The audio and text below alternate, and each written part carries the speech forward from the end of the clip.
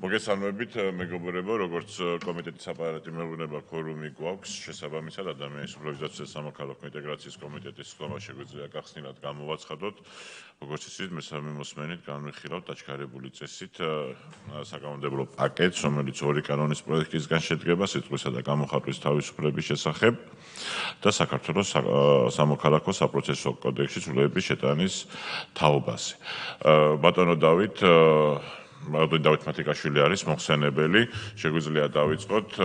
თუ გვაქვს რედაქციული ხასიათის ცვლილებები, რომ ვთქვათ?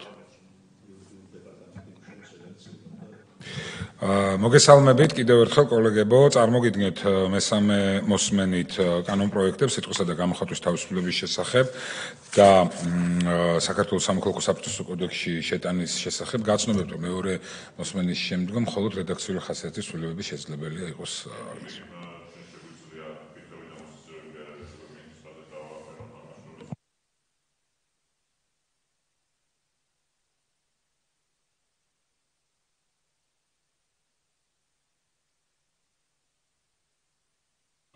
მიკროფონი არ მუშაობდა, გასწორდა.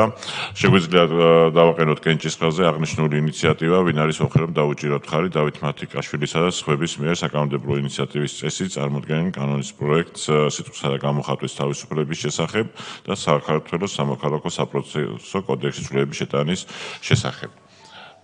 კომიტეტის მხრიდან ერთხელ არის მხარდაჭერილი, ამით საკითხები ამოწურული არის და დიდი მადლობა კოლეგებო და შეგვიძლია დავასრულოთ კომიტეტი.